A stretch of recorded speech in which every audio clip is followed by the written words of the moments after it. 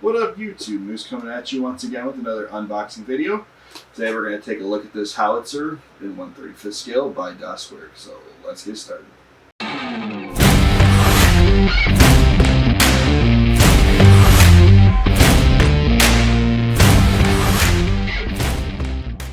Alright, so starting off, here's the front of the box. Like I said, it is the Werk US 155mm Howitzer M1918. It is on 1/35th scale. It is Werk's kit 3501023. Excuse me. Down here it says it was, plastic model used by the Marine Corps. Can be built in transport and firing position. Crates and shell handling cradle included. The figures are not included. If we flip it up on the side, we can see here that there is a few different marking options that they include. Go to the end, and again you can see that same thing. Over here we can see it set up in the transport position, and down at the other side. So we open the top of the box and greeted by instructions, all the sprues, and that is it. So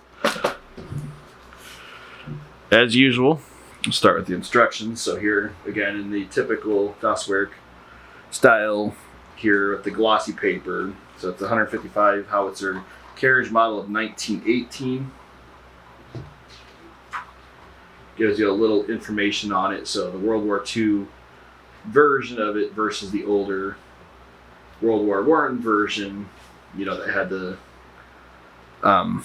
like traditional wheel spokes versus the rubber tires. They give you down here on the bottom some of the information, sprue layouts, and then there's some markings here for the U.S. Marine Corps, Solomon Islands, 1943. And then we dive into the build. So as you can tell here, step one, we start by building up the two wheels. They're a 4-piece assembly with the rims then fitting into that. And then we build a couple ammo crates with some ammunition inside of them. Going to the next page, we build up the bigger part of the gun, and the two halves of that.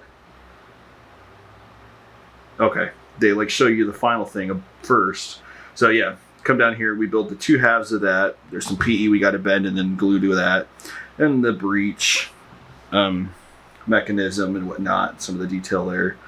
Over on page 9 then, we actually attach the breech to the back of the barrel and build up some supports. Down here they tell you to make sure you now glue this pin, which is part C20, which allows the breech to be open and closed. Now I believe if you want to do the breech completely closed, that you must shave some detail off, so I'm going to do it in the open position anyways. Page 10, we build the elevation mechanism, and then we build the support for the gun. Page 11, we add details to that before we fit the elevation mechanism to the bottom of the support. Page 12, we fold up some more PE and attach it to the side of that. Looks like some protective shrouds. Page 13, then we start building the actual mount for the gun. So as you can see here, they fit on. They call out some spots for no glue because they're like gears that mesh with the elevation mechanism.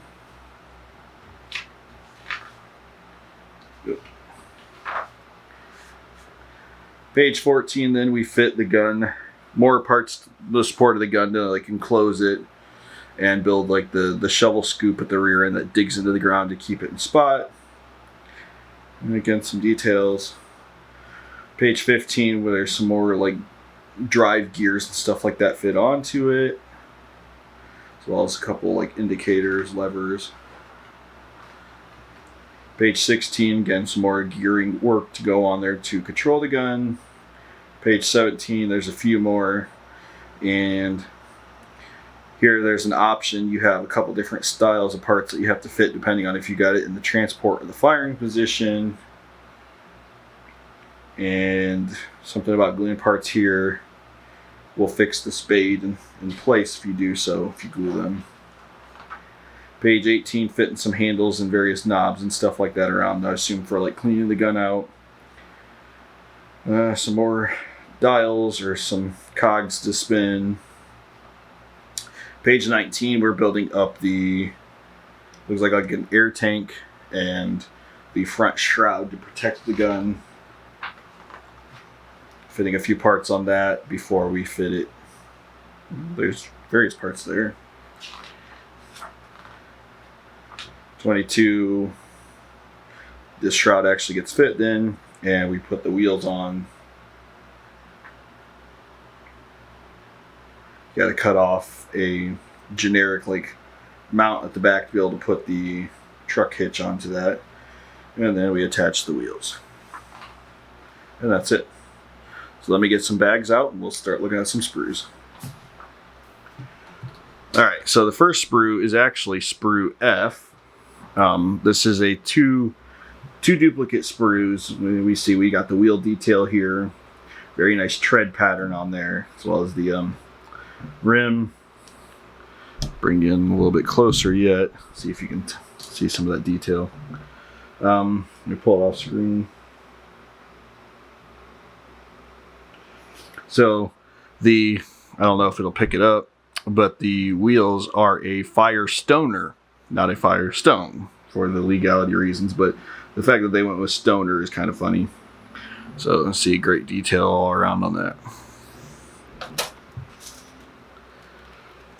The second is actually in a plastic baggie, and it's got like the two parts that help form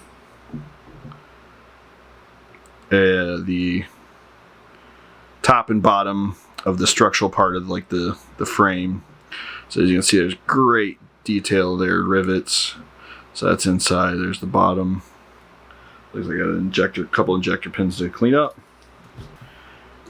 The next sprue is sprue B, and on this one we have the gun barrel itself, as well as like the elevation mechanism with great detail on the gear tooth there, and various other bits and bobs of the gun. I'm not going to sit and claim I know what's what, but I will at least show you what's there.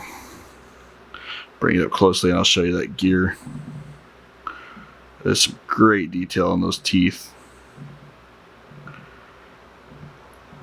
Very fine detail there. That'll be very fragile.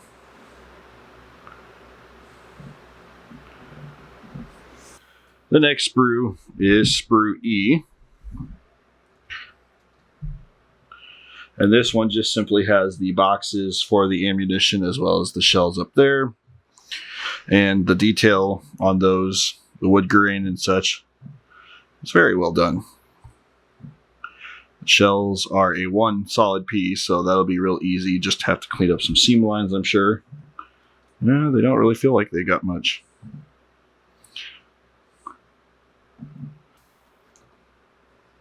Sprue C then again has all kinds of various details that fit around the gun. I'm not going to pretend know what I'm talking about once again, so I'll just simply show you and then show you up close some of that detail work.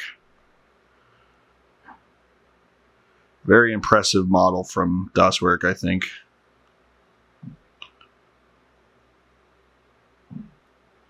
Right there, look at the detail on that. Take you to the back side.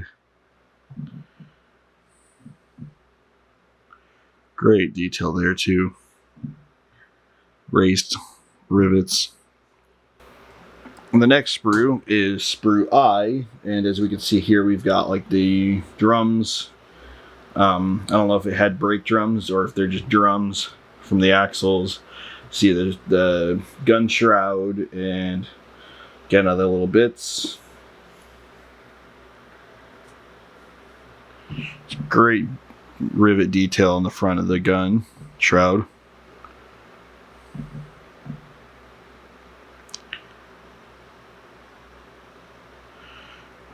Backside.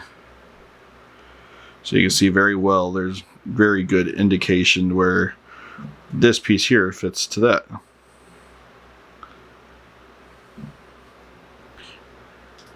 So the last sprue is actually shared with the World War I version. Sprue A And the reason I know that, of course, is because they have the style of wheels that were used on that older version. But here we can see like the gun support, the sides to the frame, and the 1918 version of the shroud there. And it looks like a lot of great detail again. Some slide molding went on here, you can tell on the sides, to give, if it'll focus, come on, you know, the detail needed there. But again, I mean, look at all that rivet detail and bolt and nut assemblies.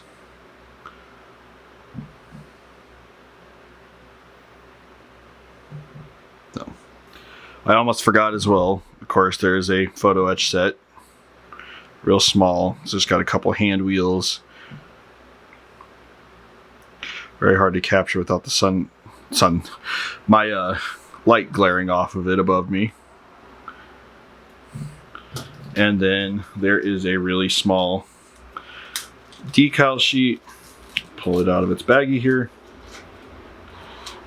It's just got some very basic markings, but they look really good. So like I said, that was the Werk Howitzer. I hope you all enjoyed that unboxing video, and like, comment, subscribe, and I'll catch y'all next time. Have a good one. Peace out.